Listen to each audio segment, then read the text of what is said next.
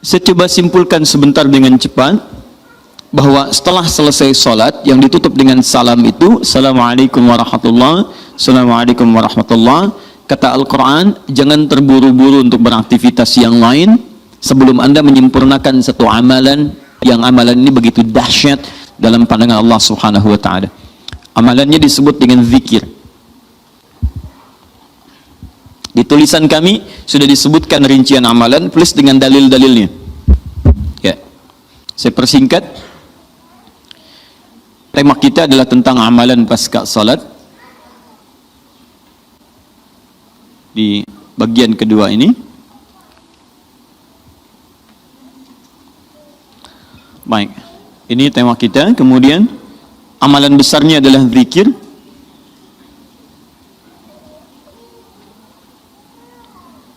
Dalilnya di Quran surah keempat An-Nisa ayat 103. Ini tema besar kita. فَإِذَا قَضَيْتُمُ الصَّلَاةَ فَاذْكُرُوا اللَّهَ. Fokus. Maka jika Anda telah tuntas mengerjakan salat, segeralah berzikir kepada Allah Subhanahu wa Ta'ala. Ingat, amalan pasca salat yang diutamakan apa? Zikir. Saya mau tunjukkan pada Anda satu hal yang sangat mendesak. Kenapa amalan ini begitu sangat ditekankan oleh Al-Quran?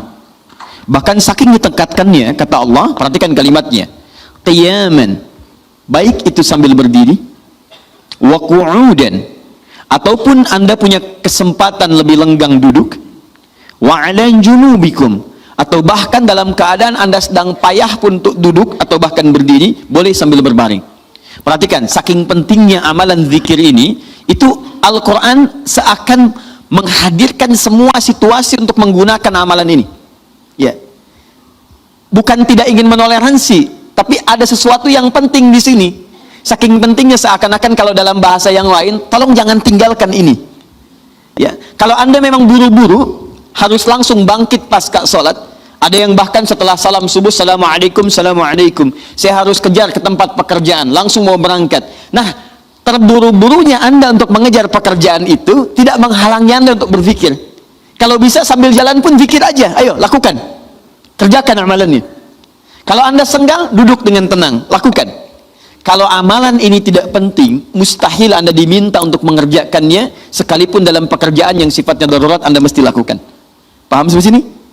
Baik, nah nanti kita akan lihat apa rahasianya amalan-amalan ini, zikir ini.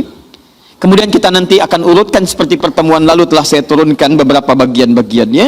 Nanti kita akan gali apa esensi dan rahasia di balik kalimat-kalimat zikir yang kita sampaikan itu.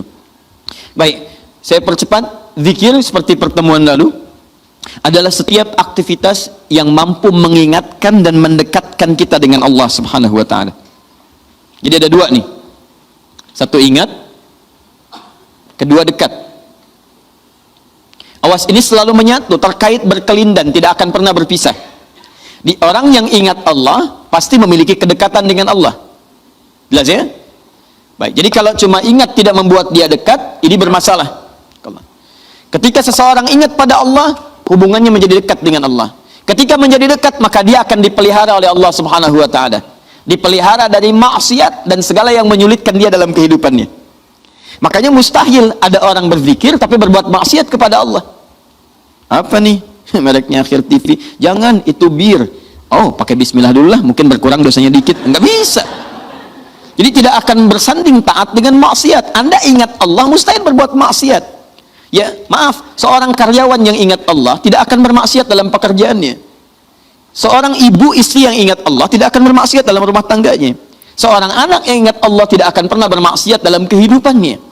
Maka dari itu, nanti kita akan lihat puncak zikir, apakah hanya dalam pasca sholat saja atau dalam aktivitas yang lainnya. Maka yang pertama, ini akan membantu mengingatkan dia kepada Allah. Yang kedua, membuat hubungannya dekat dengan Allah Subhanahu wa Ta'ala.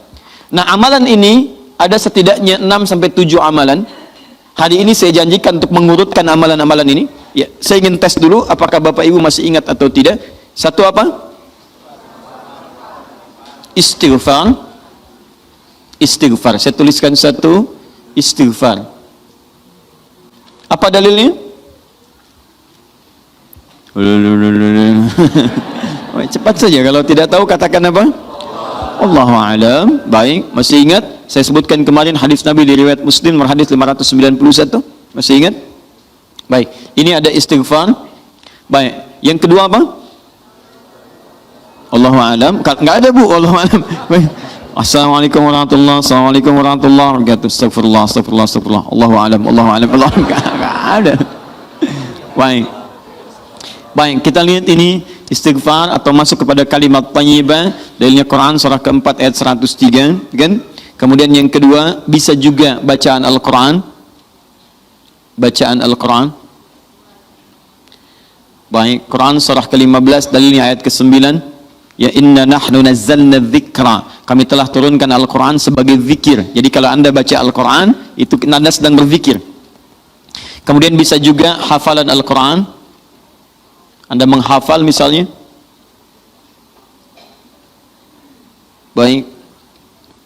Misal Anda tidak membaca, tapi selesai sholat Anda membacakan ayat-ayat Quran sebagai hafalan. Ada ayat kursi misalnya, ada 3 surah yang terakhir, ada kemudian ayat pertama sampai 5 misalnya, Al-Baqarah, ya ada ayat-ayat yang lainnya, hafalan misalnya. Begitu Anda bacakan, Anda sedang berzikir.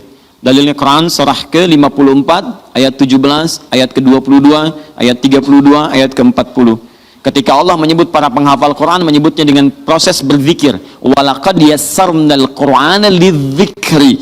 Kami telah mudahkan Al-Quran sebagai zikir. Ya, hafalan di sini zikir. Untuk dihafal, untuk berzikir. Jadi kalau Anda pasca salat kemudian membaca ayat-ayat Quran dalam hafalan bukan menggunakan mushaf, maka Anda sedang berzikir kepada Allah Subhanahu wa taala. Dan nilainya 4 kali lebih banyak dibandingkan dengan yang membaca. Ya. Nah. What?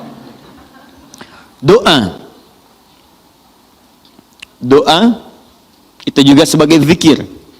Ya, Quran surah ke-7 misal dalilnya ayat 205. Wadhkur rabbaka fi nafsika tadarruan wa khifatan wa dunal jahri minal qaul. Ketika Allah meminta kita berdoa, kalimat doanya dalam bahasa perintah menggunakan kata zikir. Wadhkur rabbaka. Ayo minta, berdoa, sebut zikir kepada Rabbmu dalam dirimu. Dengan perasaan penuh harap, penuh ketawaduan, minta kepada Allah. Di ketika Anda diminta untuk memohon, berdoa kepada Allah, kalimat doa itu menggunakan zikir. Jadi ketika Anda sedang berdoa, Anda sedang berzikir. Bukankah saat berdoa Anda ingat kepada Allah? Bukankah saat berdoa keadaan Anda menjadi lebih dekat dengan Allah? Nanti kita akan lihat doa apa yang biasa dibaca Nabi pasca sholat dan seperti apa cara memohonnya. Ada rahasianya. Anda tidak menggunakan ini, sangat disayangkan. Anda kehilangan momentum, dipercepat untuk memudahkan seluruh proses kehidupan Anda. 5, masih ingat? Salat. Salat. Nanti ada lagi amalan. Pasca salat, ada salat. Di begitu selesai, Assalamualaikum, Assalamualaikum. Kapan kemudian ini kita mesti tunaikan salat yang ini? Dan ada rahasianya juga. Bahkan salat yang ini boleh jadi akan memberikan syafaat dengan izin Allah kepada hamba-hamba yang dirasakan kurang amalnya. Karena ketika amalan-amalan fardu tidak bisa menolong Anda dari proyek akhirat yang telah Anda cita-citakan untuk masuk surga itu, maka yang akan dicari pertama kali diantaranya adalah amalan yang ini. Maka Anda ketinggalan dari itu yang bisa membuat situasi tegang saat di akhirat. Hati-hati, Anda ketinggalan handphone, perasaan luar biasa sedihnya. Balik lagi ke Anur, dicari-cari lewat CCTV. Tapi Anda ketinggalan yang sunnah, kenapa tidak Anda buru kemudian? Tadi nggak sholat sunnah, besok lagi, Masya Allah. Belum tentu besok dia hidup. Dalilnya Quran surah ke-20 ayat ke-14.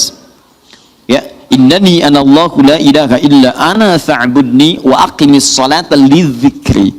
Saya Allah, tidak ada Tuhan yang layak disembah kecuali saya. Sembah saya. Bagaimana cara nyembahnya? Tunaikan salat sebagai zikir kepada saya. 6. Memperbanyak menyebut Allah, menyebut nama Allah, atau juga dengan al-asma'ul husna. Al-asma'ul husna. Dalilnya Quran surah kedua Al-Baqarah ayat 152. Fadhkuruni adzkurkum. Ayo cepat sebut nama saya, maka aku pun akan mengingatmu. Aku menyebutmu. Di orang yang selalu ingat Allah, nanti Allah akan ingat pada dia. Nanti saya kasih tahu rahasia yang paling besar. Bahkan ada orang yang saat membutuhkan ya dalam persoalan kehidupan kepada Allah sebelum dia minta, karena Allah telah mengingatnya, Allah ringankan aktivitas kehidupan dunianya. Dia bukan nggak punya masalah, jadi kayaknya nggak kelihatan punya masalah, cuman setiap akan mengalami masalah diringankan oleh Allah sehingga seakan-akan nggak punya masalah. Nanti ini akan sangat menentukan bagian yang keenam ini, apakah hidup kita akan semakin mudah atau mendapati kesulitan yang berliku. Sebut nama Allah. Ya, bagaimana cara menyebutnya? Bisa disebut nama Allah langsung, bisa disebut dengan Asmaul Husna. Di mana dalilnya? Quran surah ke-17 nanti dari ayat 110 sampai 111-nya. Di ayat 111 tegas dikatakan, Qulidullaha. Ayo sebut Allah, panggil, katakan Allah. Awidur Rahman atau Ar-Rahman, ayyamma tad'u falahul asmaul husna. Maka kapanpun Anda bisa memanggilnya, memintanya, Anda boleh memanggil dengan nama yang terbaik sesuai dengan kebutuhan Anda. Nanti saya kisahkan, ada orang baru selesai sholat, kemudian menyebut nama ini, dan satu di antara nama yang paling luar biasa, ketika dia selesai kata Nabi, dari mana kamu tahu menyebut dengan nama itu? Tahukah engkau, jika engkau melakukannya, maka engkau telah memanggil Allah, yang dengan panggilan itu, jika meminta akan segera diberikan, jika berdoa akan segera dikabulkan. Rahasianya luar biasa. Nanti kalau sudah tiba waktunya. Hadisnya sahih. Ya. Saking sahihnya, ini ditempatkan oleh Sayyid Qutb di dalam satu kitab yang Al-Aqaid Al-Islamiyah, padahal kitabnya tentang akidah. Ketika membahas tentang asma wa sifat, nama-nama Allah Subhanahu wa taala. Hadis ini dimasukkan, padahal hadis ini amalan tentang amalan pasca salat. Ketujuh, bagian terakhir, ini adalah indikator yang paling penting, yang terakhir ini, sampai saya pisahkan tersendiri dalam aktivitas harian. Zikir paripurna. Ini yang zikir paripurna. Makanya saya kasih garis, ini amalan pasca salat, disebut dengan zikir, bukan amalan biasa, tapi semua amalan ini akan dibawa kepada seluruh aktivitas hariannya. Bukankah pasca sholat ada yang jalan, pasca sholat ada yang kerja, pasca sholat ada yang makan, pasca sholat bahkan ada yang masak, pasca sholat ada yang bicara? Maka orang yang pasca sholat zikirnya itu benar latihan zikirnya, maka makannya adalah makan dengan berzikir kepada Allah, bicaranya zikir kepada Allah, jalannya zikir kepada Allah Subhanahu wa ta'ala. Nanti saya turunkan ayat-ayatnya, bagaimana orang berjalan sambil zikir, bagaimana orang kemudian makan zikir, bagaimana orang bicara zikir. Jangan-jangan selama ini kita hidup 24 jam tapi aktivitas kita tidak dalam rangka zikir kepada Allah Subhanahu wa taala. Nah, dalilnya Quran surah ketiga Ali Imran ayat 190 sampai 191. Inna fi khalqis samawati wal ardi wa ikhtilafil laili wan nahari la ayatin liulil. Siapa ulul albab itu? Ayat selanjutnya, alladzina yadhkurunallaha. Mereka itu orang-orang yang senantiasa zikir pada Allah Subhanahu wa taala. Qiyaman, dalam keadaan dia berdiri, wa qu'udan, ataupun dia duduk, wa ala junubihim, atau bahkan sedang tidurnya. Tidurnya disebut sebagai zikir, berdirinya disebut sebagai zikir, duduknya disebut sebagai zikir. Dan ahli zikir ini adalah orang-orang yang akan dimuliakan bahkan oleh Allah ketika kembali ke akhirat nanti, dan dipuji-puji oleh Allah Subhanahu wa taala.